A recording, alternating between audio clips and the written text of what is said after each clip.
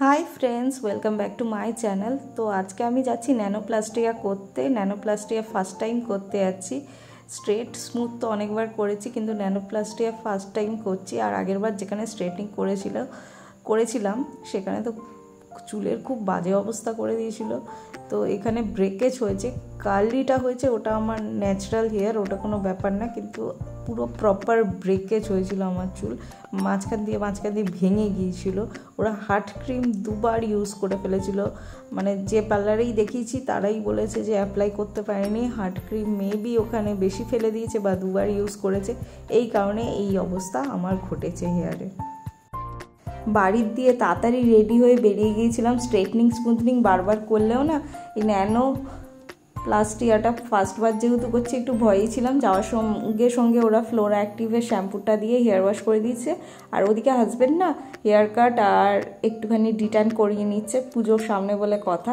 তো প্রথমে blow dryer দিয়ে ওরা মোটামুটি চুলটাকে একটা স্ট্রেট লুক করে ওরা প্রোডাক্টটা হালকা হালকা ছোটো ছোটো সেকশন করে পুরো মাথার মধ্যে লাগিয়ে দিয়েছিল, আর এইভাবে চুলটাকে কভার করে দিয়েছিল।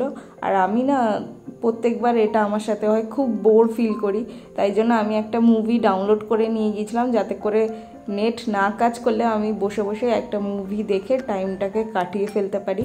এইভাবে ওরা মাথাটাকে কভার করে 1-1.5 ঘন্টা রেখেছিল।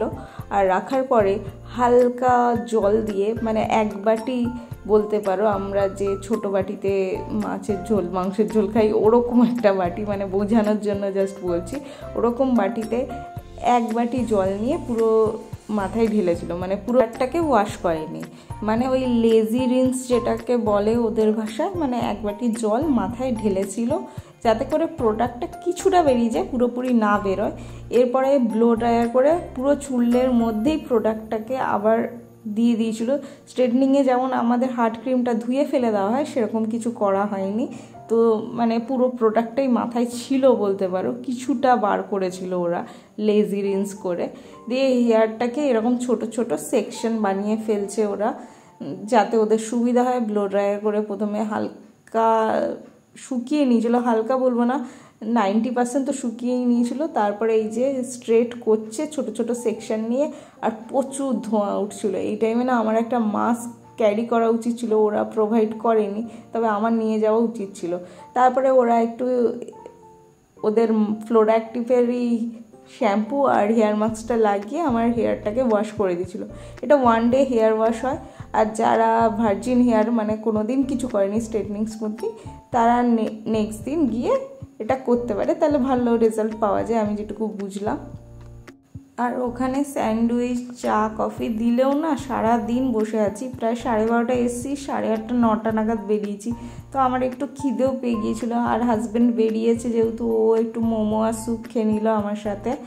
আর এরপরে বাড়িতে এসে তোমাদের রেজাল্টটা শেয়ার করছি। তো এই রকম একটা শাইনি হেলদি হেয়ার লুক দিচ্ছে, মানে এত ভালো লাগছে শাইনটা, স্ট্রেট লুকটা। মানে নর্মালি স্ট্রেটে এতটা শাইন দেয় না। এটা হলো সেকেন্ড ডেতে আমার হেয়ারটা এরকম লাগছিলো। আর থার্ড ডেতে আমার হেয়ারটা দেখে না আমার একটু ভয় লাগছিলো, কারণ একটা হেয়ারের সাথে না আরেকটা হেয়ার মনে হচ্ছিলো চিপকে আছে, মানে কেমন যেমন আঠার মতন চিপকে আছে বলে আমার ফিল হচ্ছিলো পার্সোনালি। এটা কার ফিল হয়েছে আমি জানি না। এই যে তোমাদের সাথে শেয়ার করছি, দেখো একটার সাথে একটা কেমন লেগে আছে বলে আঠা দিয়ে মনে হচ্ছে না। এর মাঝে আমি তো কোর্টেও গেছি। আর এই যে 4th ডে, এতে তো প্রপার আমি বেরিয়েছিলাম, একেবারে ট্রেন জার্নি করেছিলাম। এরপরে 5th ডেতে আমি গিয়েছিলাম মুভি দেখতে। তো মুভির একটুখানি ক্লিপিং শেয়ার করে দিচ্ছি। মানে ততদিনে না আমার মনে হলো যে আটকে আছে চুলটা, ওই জিনিসটা চলে গেছে। দেখো চুলটা কেমন সিল্কি সিল্কি বলে মনে হচ্ছে না, মানে ওই যে আটকানো ভাবটা না আস্তে আস্তে যেন চলে যাচ্ছিলো বলে আমার মনে হচ্ছিলো। এরপরে 6th ডেতে আমার হেয়ার কন্ডিশন। তো ন্যানোপ্লাস্টিয়া তো করেছিলাম, আর সেদিনকার ব্লগটাও তোমাদের সাথে শেয়ার করেছিলাম। তো ওই দিনকে করার টাইমে কি কি করা হয়েছে আমি ছোট ছোট ক্লিপিং দিয়েছি, কিভাবে হয় স্টেপ বাই স্টেপ সেটা শেয়ার করেছিলাম। আর এটা আমার ফার্স্ট টাইম, যেহেতু আমিও প্রথমবারই দেখছিলাম কিভাবে কি হয়। তারপরে আমি 3 থেকে 4 দিন হেয়ার ওয়াশ করিনি। আর আমার হেয়ারের কন্ডিশন কী ছিল সেটাও তোমাদের সাথে শেয়ার করেছিলাম। তবে আমি বলবো স্ট্রেটনিং স্মুথনিংয়ের থেকে বেস্ট রেজাল্ট ন্যানোপ্লাস্টিয়া দেয় এখনও অবধি। 1 উইক মতন হয়েছে আমি হেয়ার ওয়াশ করে নিয়েছি, আর হেয়ার ওয়াশ করার পরে রেজাল্ট দেখে নাও, বেশ শাইনি একটা লুক দেয়, সফট অ্যান্ড স্মুথ করে দেয় হেয়ারটাকে। এটা হলো লাস্ট মানে আমার হেয়ার কন্ডিশন। বেশি বড় ব্লগ বানাচ্ছি না আপাতত, আমার এটাই মনে হচ্ছে। আর ওরা ফ্লোরা অ্যাক্টিভের শ্যাম্পু কন্ডিশনারটা ইউজ করতে বলে প্রায় 3,500 টাকার মতন, যেটার প্রাইস। তো আমি অনলাইনে দেখছিলাম, তবে আমি ওটা ইউজ করছি না। আর কি ইউজ করছি সেটা জানতে হলে আমার নেক্সট ব্লগটা দেখতে হবে।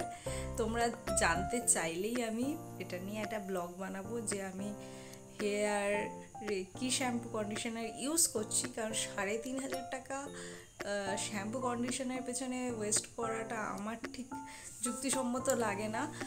আর ওরা বলেছে সালফেট ফ্রি আর প্যারাবিন ফ্রি শ্যাম্পু ইউজ করতে, আমি সেটাই করছি। Sulphate free paraben free shampoo, best shampoo. তোমরা জানতে চাইলে নেক্সট ব্লগ তোমরা বললে আমি বানাবো। আর ইগনোর করো, এদিকে পুজোর জামা কাপড় কেনাকাটা হয়েছে, সেগুলো রয়েছে। তো আজকে ব্লগ এইটুকুই, দেখাবে তোমাদের সাথে নেক্সট ব্লগে।